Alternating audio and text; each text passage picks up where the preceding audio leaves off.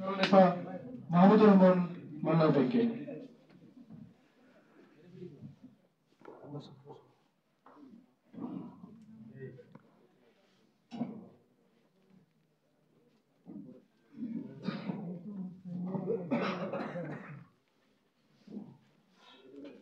সভাপতি, নেতৃবৃন্দ, সাথীরা, বন্ধুরা, গলাটা একটু খারাপ আছে, ওইটুকু মাথায় এখন প্রত্যেকটা দিনই খুব আর এই সমস্ত দিনগুলোতে রাজনীতির উপর যাই চর্চা করি তাই ভালো, সেটাও গুরুত্ব বহন করে। আর বিশেষ করে আজকে এখানে যেটা আলোচনার জন্য শিরোনাম করা হয়েছে আমার কাছে খুবই ইন্টারেস্টিং মনে হচ্ছে। আমাদের বেশিরভাগ সময় এমন হয় যে আমরা আমাদের শিরোনাম ঠিক করতে পারি না, বলতে চাই একটা, হয়তো শিরোনাম আর এক রকম হয়ে যায়। এখানে বলা হচ্ছে মৌলানা ভাসানী গণ অভ্যুত্থানের রাজনীতি এবং বাংলাদেশের উত্তরের পথ। মাত্র অভ্যুত্থান থেকে আমরা বেরিয়ে এলাম, এখন আমরা আবার গণতন্ত্রে প্রবেশ করতে চাই বা উত্তরিত হতে চাই। এটার পথ কি হতে পারে তারপরে আলোচনা। প্রথম কথা বলি, মৌলানা ভাসানী গণতন্ত্রের মানে গণ অভ্যুত্থানের ভিত্তি রচনা করেছিলেন। আমি এইরকম করে বলা ঠিক মনে করি। ওই সময় যখন 69 অভ্যুত্থান শুরু হয় অথবা 66-তে শেখ মুজিবুর রহমান 6 দফা দেওয়ার পরে যখন গ্রেপ্তার হয়ে গেছেন, আর গলা কি বেশি খারাপ রেখে ধরতে পারলে তা বুঝতে পারছি না। উনি যখন আন্দোলনটা পড়তির দিকে 69-এর ছাত্র আন্দোলন উঠবার আগের সময় অসাধারণ ভূমিকা পালন করেছিলেন। কেউ যদি এরকম করে বলেন সেদিন মৌলানা ভাসানী সেই আন্দোলনের শিক্ষাই আমাদেরকে শিক্ষিত করে 24-এ নিয়ে এসেছে, ওটা একটু বেশি বিনয় করা হয়, বিষয়টা এরকম নয়। ওই অভ্যুত্থানের সাথে এই অভ্যুত্থানের চরিত্রগত রূপগত অনেক পার্থক্য আছে, কিন্তু তারপরে একটা ঠিক যে জনগণকে যেরকম করে আন্দোলনে ইনভলভ করা যায়, এইটা মৌলানা ভাসানী তখন একটা উদাহরণ তৈরি করেছিলেন। আমার বয়স তখন কত হবে, 22 এরকম। স্মৃতিগুলো মনে আছে মানুষের মধ্যে, আর আন্দোলনের কর্মসূচি ঘোষণা করার পরে তার প্রতি রেসপন্স মনে আছে, এবং তাকে কেন্দ্র করে মানুষের যে সমস্ত উক্তি সেগুলো মনে আছে। আমি মনে করি ওই রকম নেতৃত্বই আসলে আমাদের কাম্য হবার কথা।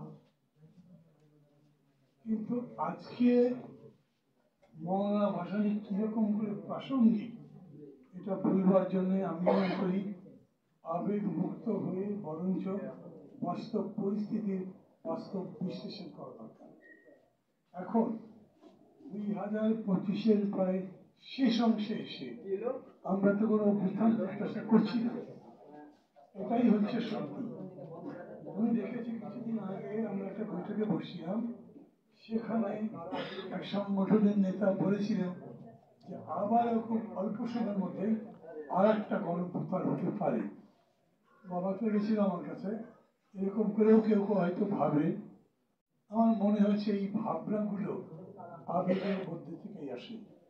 এখন আর গণঅভ্যুত্থান সমস্যা হবার কোন লক্ষণ আমি দেখি না। এখন সময়টা উত্তরণের যে কথা বলছে সেটা হচ্ছে একটা নির্বাচন। টু বি ভেরি স্ট্রেট, একটা সাকসেসফুল ইলেকশনই আমাদেরকে গণতন্ত্রের উত্তরণের অর্ধেকটা পথ পার করে দেয়। এখন এই নির্বাচনটাকে আমরা কিভাবে দেখতে চাই? নির্বাচন কি একটা গণঅভ্যুত্থান হতে পারে? ধরেন আজকেও আমি দেখলাম ফেসবুকে কয়েকটা জায়গার সভাকে উল্লেখ করে একটা বড় দলের নেতারা বলছে ওখানে গণজোয়ার সৃষ্টি হয়েছে। গণজোয়ার থেকে গণঅভ্যুত্থানের দূরত্ব কতখানি? আমরা কি এরকম মনে করতে পারি যে গণজোয়ার তৈরি হয় সেটা গণঅভ্যুত্থানের রূপ নেয়? নৌকাকে কেন্দ্র করে 70-এর নির্বাচনে যে গণজোয়ার তৈরি হয়েছিল এটা তো একটা গণঅভ্যুত্থানেরই ফসল ছিল। সেরকম করে যদি বলেন, আমি মনে করি নির্বাচনের পক্ষে এখন সেই রকম করে কোনো গণজোয়ার তৈরি হয়নি। এই নির্বাচন, আবারও আমি বলি, সামগ্রিক রাজনৈতিক পরিস্থিতিটাই আগের যে কোনো পরিস্থিতির সাথে কিন্তু তুলনীয় নয়। নয় এই অর্থে যে এই নির্বাচনের অথবা বর্তমান রাজনৈতিক পরিস্থিতির একটা যে গুণগত পরিবর্তন হয়েছে, এটা আমরা হয়তো অনেকে দেখেও এর গভীরতা বুঝতে পারছি না। যেরকম করেই দেখেন 11 মাস ধরে বা 10 মাস ধরে এতগুলো পার্টি বসলো, নিজেরা কথাবার্তা বললো, তারপরে যেভাবেই হোক একটা সনদ নিয়ে আবার বাইরে চলে আসলো, কোনো ঝগড়াঝাটি বাদ দিয়েই পারে। এরকম তো প্রায় অসম্ভব ছিল। টকশোর মধ্যে যেরকম একজন তার একজনের কলার ধরে ফেলতো কিছুদিন আগেও, সেই তুলনায় এটা একটা বিরাট উত্তরণ বলে আমি মনে করি। আমি তার সাথে সাথে আরেকটা জিনিস বলি, কথা হচ্ছে যে এই যে অবস্থার পরিবর্তন যতখানি হলো, মানে গুণগত পরিবর্তনের কথা আমি বলছি, এটা চট করে কেউ ভেঙে ফেলতে পারবে এইরকমও মনে করি না। কারণ আমার মনে হলো, যেমন ধরেন একটা উদাহরণ যদি দিই, বিশেষ করে ডক্টর ইনু যখন তারেক রহমানের সঙ্গে কথা বলবার জন্য লন্ডনে গেলেন, আমি এরকম করে বলছি কারণ ওটাই একটা কারেক্ট স্টেটমেন্ট অফ ফ্যাক্ট, উনি তাই করেছিলেন। এইটা নিয়ে বিএনপির একজন নেতা বক্তৃতা করলেন, দেখেন কি পরিস্থিতি, আমাদের নেতার কত বড় হ্যাডম, যে ওনার জন্য শেষ মতো ডক্টর ইউনুসের মতো লোককে 1000 মাইল উড়ে গিয়ে কথা বলতে হয়েছে। আমি দেখেছি বিএনপির অনেক লোক ফেসবুকে এই বক্তব্যের সমালোচনা করেছে। আগে কিন্তু এটা বাহাদুরি দেখা হতো, এখন হয়তো অনেকে বাহাদুরি দেখেন, কিন্তু সেই বাহাদুরি জাহির করার মতো প্রবণতার জায়গায় নাই। এখন আমরা যে নির্বাচনকে সামনে দেখছি, যাকে আমি বলছি যে এটাই হচ্ছে গণতন্ত্রের উত্তরণের কথা বলেন, গণতন্ত্র বিনির্মাণের কথা বলেন, গণতন্ত্রের গৃহপ্রবেশের কথা বলেন, তার জন্য সবচেয়ে বড় স্টেপ ফরওয়ার্ড যেটা আমাদেরকে সাকসেসফুলি পার হতে হবে, সেটা কিরকম হবে। আমরা এখানে যারা মঞ্চে বসে আছি, অধিকাংশই তো নির্বাচন করবে। এদের মধ্যে অবশ্য নির্বাচন করবো বলছি, কিন্তু কে যে কোথায় নির্বাচন করবে তা জানি না, নিজেরটাও জানি না, গায়ের জোরে একটা বলছি আমি এটা করবো। কেন আমি বলছি, কিন্তু আপনার আমার পছন্দ হচ্ছে না, জিতবেন তো ভাই। আরে ভাই আমি জিতবো কি তার গ্যারান্টি, আপনি জিতবেন তার গ্যারান্টি আছে? এই প্রশ্ন আবার করছি না, করে যদি ঝগড়া টগড়া লাগে, ভুল বোঝাবুঝি হয়, বেশি কথা বলছি। কিন্তু ধরেন আমার মতো কেউ নির্বাচন করবার জন্য গ্রামে গেল, কি বক্তব্য রাখবে সে? আমি একটা সভায় গেলাম, এটাকে আমার বাড়ি বগুড়া শিবগঞ্জ, ওইখানে উত্তরী বলে একটা জায়গা আছে, উত্তরীতে বড় হাট হয়। যাবার পরে দেখলাম ওখানকার হাটটা শেষ। লোকে আমাকে বললো, আপনি ভোট দিয়ে চাইতে আসলে এই হাট আবার চালু করতে পারবেন? যদি হাট চালু করতে পারেন আপনাকে ভোট দেবো। কোন জায়গায় আছে রাস্তার মধ্যে লোক হয়তো বলে, এই যে রাস্তাটা কাঁচা, এই রাস্তাটা পাকা করে দিতে পারবেন, তাহলে ভোট দেব। রাস্তার সাথে ভোটের সম্পর্ক কি? বলে এই যে আলু তৈরি করেছে, আলু উৎপাদন করেছি, এইটা হাটে নিয়ে যেতে আমাদের ভ্যান ভাড়া খরচ অন্যান্য জায়গা থেকে দ্বিগুণ লাগে। এখানে 1 টাকা লাগে, 2 টাকা লাগে, তবে 1 টাকা লস করছি না, এটা কাভার করতে পারবেন? জিনিসটা পরিবর্তন হচ্ছে, মানে এখন স্ট্রাগলটা ডাইরেক্টলি জীবনের সাথে, অর্থনীতির সাথে যুক্ত হয়ে যাচ্ছে, আমার এরকম মনে হয়। ওই এলাকাতেই আমি আরো বাড়তি একটু বছর করেছি, আমি আগেও মানুষের কথা শুনেছি, এখনো শুনছি। শোনার পরে আমার এটা মনে হচ্ছে যে মানুষ অনেক বেশি জীবন জীবিকার সাথে আসছে। মানুষের জীবন পরিবর্তন করাটাই তো আবার রাজনীতি। যত যাই যেভাবে বলেন, অনেকে বলেন না এই আন্দোলনের মহান লক্ষ্য, এত কিছুর মহান চেতনা ইত্যাদি, সব কিছুর মানে হচ্ছে কি, শেষ পর্যন্ত আমি একটা ভালো জীবন চাই, তাই তো, হ্যাপি লাইফ চাই। আমি যেরকম জীবন যাপন করি তার সাথে সিকিউর লাইফ চাই। তো সেরকম সিকিউর লাইফ করার জন্য কি করতে হবে? অর্থনীতির উন্নতির বাইরে তো হবে না। ফলে যখন একজন অর্থনীতিবিদ কিছুদিন আগে এক সেমিনারের মধ্যে বক্তৃতা করলেন, এখন রাজনৈতিক দলগুলোকে আর তাদের আদর্শিক মুক্তি দিয়ে অথবা তাদের যে তাত্ত্বিক বচন আছে সেগুলো দিয়ে আলাদা করবার চেষ্টা করবেন না, বরঞ্চ তারা সমস্যার সমাধান করবার জন্য কি কর্মসূচি দেন সেই কথা বলেন, সেটা দিয়ে পার্থক্য করবার চেষ্টা করেন। তো আমার কাছে এরকম মনে হলো, আমার এলাকাতে 3টা বড় বড় হাট আছে, বড় বড় মানে বিশাল। আমার এলাকাতে মহাস্থান হাট, চণ্ডীহারা হাট, মোকামতলা হাট থেকে যে তরমুজ আসে, সেই তরমুজ ঢাকার বাজারে প্রচুর বিক্রি হয়। আলু আসে, বিক্রি হয়। একটা তরমুজ ওইখানে বিক্রি হয় 20 টাকায়, ঢাকাতে হয়তো 50 টাকা। একদম এক্সাক্ট প্রাইস আমি বলতে পারছি না, ধারণার উপরে বললাম, কাছাকাছি হবে। যদি এরকম হতো যে ওই তরমুজ যারা বানান তারা 50 টাকার বেনিফিট ঢাকাতে যা পাওয়া যায় তা এখানে পেতেন, তাহলে ও তো আপনার সাথেই থাকতো। আজকে আমার বাসায় একজন গেস্ট আসছেন, উনি মফস্বল থেকে ঘুরে আসেন, এসে আমাকে বলছেন, ভাই আপনারা কি কাজ করেন? ওই যে জামাত ইসলাম দেখেন, এলাকায় এলাকায় আওয়ামী লীগের যে সমস্ত নেতা কর্মীরা পালিয়ে আছে, ওদের এখন ঘর সংসার চলছে না, অভাব, ওদের বাড়িতে রাত্রেবেলা গোপনে চালের বস্তা পাঠাচ্ছে। আমি জানি না কিন্তু ঠিক কিনা, আমি জামাত ইসলামের সমালোচনা করার জন্য এটা বলছি না, অন্য কোনো কারণে বলছি না, কিন্তু এই কথা আমি অনেক জায়গায় শুনেছি যে দুস্থদের বা অন্য যারা যারাই আছে তাদেরকে টাকা পয়সা দেয় নাকি, তারা চাল দেয়, অন্যান্য সাহায্য করে। আমি বললাম, ভাই আমার তো ওই চাল কেনার টাকাই নেই, নিজেই ঠিক মতো চাল কিনতে হবে, অন্য মানুষকে দেবো কিভাবে? ওদের আছে, ওরা দেয়। জামাতকে বলতে পারেন আপনার কথা পাঠান। জামাতকে বলে তো পাঠাবে, পাঠাবার সাথে সাথে আরো কিছু পাঠাবে, ওই জন্য বলি না। জামাতের সাথে আমার খাতি হচ্ছে, যেখানে একসাথে ছিলাম তো অনেকদিন ছিলাম, ওরা ভালোই জানে আমাকে, সেটা নয়। কথা হচ্ছে এই যে এটার মধ্যে দিয়ে সে কাছে যাচ্ছে, কি ধরনের মনে হচ্ছে একটা জামাত রিভাইভালিজম হচ্ছে না, সেটার কারণ একটা বড় নতুন আদর্শ, ইসলাম ইত্যাদি ইত্যাদি, এগুলো নয়, এগুলো হচ্ছে প্র্যাকটিক্যাল কর্মসূচি যা আপনি পালন করছেন। এবং এই যে মানুষের মধ্যে অভ্যুত্থান বলছেন, সেই অভ্যুত্থান কিন্তু সব কিছুর প্রেক্ষিতেই হতে পারে, এবং সেটা লক্ষ্য দিচ্ছি। আমি যদি বলতে পারি, বা আমার সাথে সাথে যারা আছেন যে সমস্ত প্রার্থী নিজের নিজের এলাকায় যদি বলতে পারেন তাদের কনস্টিটুয়েন্সিতে এইভাবে জীবনযাত্রা উন্নত করতে পারবে, এইভাবে সেখানে অর্থনৈতিক কর্মচাঞ্চল্য সৃষ্টি করবে, যে হাটটা চলছে সেটা চালু করতে পারবে, যে রাস্তাটা দরকার সেটা বানাতে পারবেন, উনি ভোট পাবেন। এখন মানে কি দাঁড়ালো? মানে দাঁড়ালো আপনি এখন পুরাপুরি একটা নির্বাচনী এবং একটা কনস্ট্রাকটিভ পলিটিক্সের মধ্যে আছে, একটা ফ্রিডম বেসড পলিটিক্সের মধ্যে আছে। আমি অনেস্টলি বলি, যা ফিল করি তাই করছি আমি। মঞ্জু যখন মনে করছে যে ওই 3টা আরো নতুন দল আছে, গণতন্ত্র মঞ্চে 6টা মিলে 9টাকে ঐক্যবদ্ধ করে আমরা একটা বিকল্প দান করতে পারতাম, করতে পারলে তো খারাপ হতো না। জোরে জোরে বলা আবার মুশকিল, এটা জানলে আবার ওরা যদি নমিনেশন না দেয়। কিন্তু যদি করতে পারা যেত হয়তো এটা একটা ব্রিগেডই হতো। কিন্তু আমি যাদের নিয়ে বলছি তারা কি এরকম ভাবে?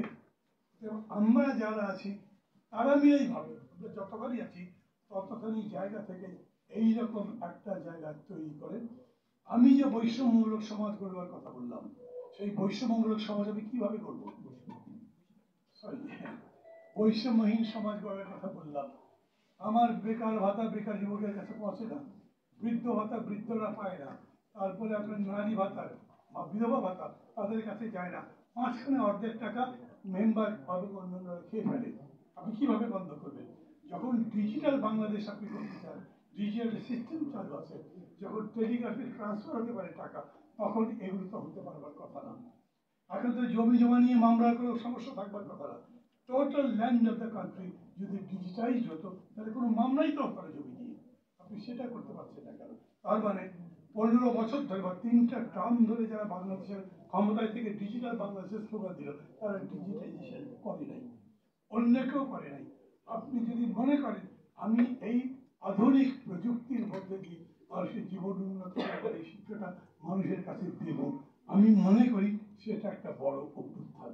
আমি বরঞ্চ এরকম করে বলেছি, গতকালকেও আমরা একটা সেমিনারের মধ্যে ছিলাম, আমরা বলতে আমি এবং জুনায়েদ সাকিও ছিলেন সেখানে, নারীদের একটা মুক্তি। তারা বললো এই এত বড় অভ্যুত্থান হলো, আমরা কি পেলাম, এবং সেই আলোচনায় তারা করছেন।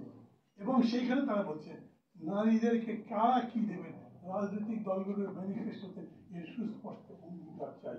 যারা অঙ্গীকার করবেন একদম মনে হবে যে এটা প্র্যাকটিক্যাল, তাদের ভোট দেবেন, বাকিদের ভোট দেবেন না।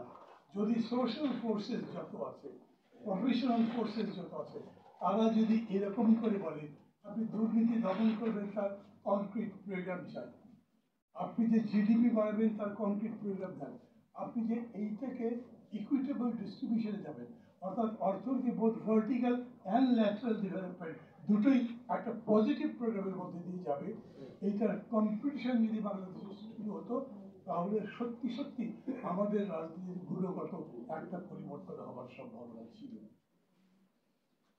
নিশ্চিতভাবে মৌলানা ভাসানীর কাছে আমি এটা প্রত্যাশা করি না, কিন্তু মৌলানা ভাসানীকে আমি যখন মজলুম জনতা বলি, তখন এটার মধ্যে দিয়ে এই কথা সিগনিফাই করে যে উনি সত্যি সত্যি জনগণের মানে মজলুম জনগণের মুক্তির কথা বলতেন, বলেছেন, তার অজস্র কথা বক্তৃতায় আছে তার মধ্যে। এবং সেইগুলো মনে করে যদি আজকে এরকম ভাবতে পারি যে আমি সেই ধরনের একটা রাজনীতি বিনির্মাণের চেষ্টা করবো, আমি মোর দেন ডিফারেন্ট, তাহলে যে কথা মঞ্জু বলছে যে বিকল্প রাজনৈতিক শক্তি, বিকল্প রাজনৈতিক শক্তি কেন বলছি? কারণ ওই দুর্বৃত্তাই তো শক্তির হাত থেকে মুক্তি চাই, তাই তো? যে সমস্ত দল ক্ষমতা দিয়ে ভোট নিয়ে যাচ্ছে কিন্তু কাজ করছে না, তাদেরকে জনগণ থেকে দূরে সরে দিতে চাইছে, তাই তো? তা যদি হয় তাহলে আমি এইরকম পজিটিভ প্রোগ্রাম নিয়ে আগামী নির্বাচনে মানে এখন থেকে ওই জিনিসটা প্রিপেয়ার করি আমরা, এবং তাই নিয়ে কথা বলতে থাকি। আমাদের টোটাল ইকোনমিক, আমাদের পপুলেশনের কার কি অবস্থা, তার উপরে আমাদের একটা রিসার্চের মতো করা হোক, এবং সেটার ভিত্তিতে আমরা সামনের দিকে যাবো। বলতে পারেন করা হোক মানে কার কথা বলছি? এখানে যারা যারা বসে আছে আমি সবাইকে বলছি, এই কথা যদি এইরকম করে ছাপা হয়, এটা যারা যারা পড়বেন তাদের জন্য বলছি। আর আমি এখানে বসে যে বলছি, ডেফিনেটলি আমি এই পথে আমার রাজনীতিকে বিল্ড আপ করার চেষ্টা করছি। আমি মনে করি যে আমি যেখানে যেখানে কথা বলবো, সেটা শহরে কিংবা গ্রামে, সব জায়গাতেই যে সলিউশন আছে, বোধ যে প্রবলেম আছে, তার সলিউশন বোধ মাইক্রো এবং ম্যাক্রো লেভেল, দুটো লেভেলকে কাজ করে আমি জনগণের সামনে তুলে ধরার চেষ্টা করবো। এবং বলবো, যদি আপনি সত্যি নতুন বাংলাদেশ করতে চান, যদি সত্যি দুর্নীতি বন্ধ করতে চান, যদি সত্যি বৈষম্য দূর করতে চান, এবং একটা সুখী সমৃদ্ধ দেশ জীবন গড়ে তুলতে চান, তাহলে আপনাকে এই পথেই যেতে হবে। এখনকার রাজনীতির জীবন এটা। কারণ এর সাথে জুলাই সনদ আনবেন, নিশ্চয়ই আনবেন, কারণ জুলাই সনদ আপনাকে আইনি ভিত্তি দেয়, তাই তো? কিন্তু এখানে এত কথাবার্তা হয়েছে না, আমি মাঝে মাঝে ভাবি আমরা যতগুলো মানুষ মিলে ওইখানে ফরেন সার্ভিস একাডেমিতে কথাবার্তা বললাম, মানে নিশ্চয়ই আমাকে যদি অন্যদের বক্তৃতা এগ্রি করতে গেলে বলতে হবে যে এর মধ্যে অনেক ধান্দাবাজ লোক আছে যারা করতে চায় না কিন্তু মিথ্যাচার করছে। কিন্তু আমাকে যদি বলতে পারবে এই লোকগুলো কারা কারা, আমি কারো নাম বলবো না। আমি মনে করি আমি না, আরো যারা এই কথাগুলো বলছেন তারাও বলবেন না। আপনি ওই লড়াইটা যদি করতে চান, তাহলে ওইটাতেও আপনার স্পেসিফিক থাকতে হবে। আমি তো মনে করি আমরা অনেকে ভালো করে বুঝতে পারিনি যে জুলাই সনদকে লিগ্যাল বেসিস দেওয়ার লিগ্যাল সমস্যাটা কি কি আছে, এবং এই জন্য শেষ পর্যন্ত প্রফেসর ইউনুস বলেন বা উপদেষ্টা পরিষদের যারা আছে তাদের কথা বলেন, সেটা জামাত কয়েকজনের পদত্যাগ চান, বিএনপি কয়েকজনের নামে অভিযোগ করুক বা এনসিপি করুক, তারপরেও বিষয়টা এই যে আমরা এখন যাদের নামে অভিযোগ করছি 3 মাস পরে এই মানুষগুলোকে আর পাচ্ছি না। তাদের নামে অভিযোগ করে কোনো লাভ নেই, কারণ তারা রাজনীতির মাঠেই থাকবেন না। এইরকম একটা বাইবো টাইপের সরকার, আপনি সেটাই তো নিয়েছেন পছন্দ করে, তারপরে তার নামে অভিযোগ করলে হবে না। আমরা নিজেরা ওই রকম আস্থার জায়গা তৈরি করতে পারি যে আমরা নিজেরাই আন্দোলনটাকে লিড করতে পারি, এটাকে সংগঠিত করতে পারি, এবং এটাকে একটা পরিণতিতে দিতে পারি। পারি নাই বলে যতদূর এসেছে রিয়েলিটি হলো সেইখান থেকেই আপনাকে নতুন করে ভাবতে হবে যে আমরা কি করব, কিভাবে করব, এবং সেটা যদি আমরা করতে পারি আগামী বাংলাদেশে তাহলে সম্ভাবনা আছে। না হলে হতাশার চাষ করা কোনো কষ্টের ব্যাপার না। মাঝে মাঝে হতাশার কথা বললে লোকজনের হাত তালি পাওয়া যায়, কিন্তু কঠিন হচ্ছে এই হতাশার মধ্যে আশার উদ্ভাবন। আমাদের কাজ মানে রাজনীতিবিদদের কাজ, আমি সেটাই মনে করি, এই হতাশার মধ্যে আশার উদ্ভাবনের জন্য। মৌলানা ভাসানী মানে সামগ্রিক জীবন পর্যালোচনা করবার তো সুযোগ নেই, হয়তো দুটো পয়েন্ট আমি ডিসএগ্রি করবো, দুটো পয়েন্ট বলবো না উনি এটা বলেছেন ঠিক না, কিন্তু টোটাল লাইফটা বেড়ে যেতে যাবে, তাতে আমি মনে করি একটা আশা জাগানিয়া মানুষ। এই জন্যই তার প্রতি গভীর শ্রদ্ধা জানাচ্ছি এবং আমার কথা বলাম এখানে শেষ করছি। খোদা হাফেজ। ধন্যবাদ জানাই নাগরিক ঐক্যের সভাপতি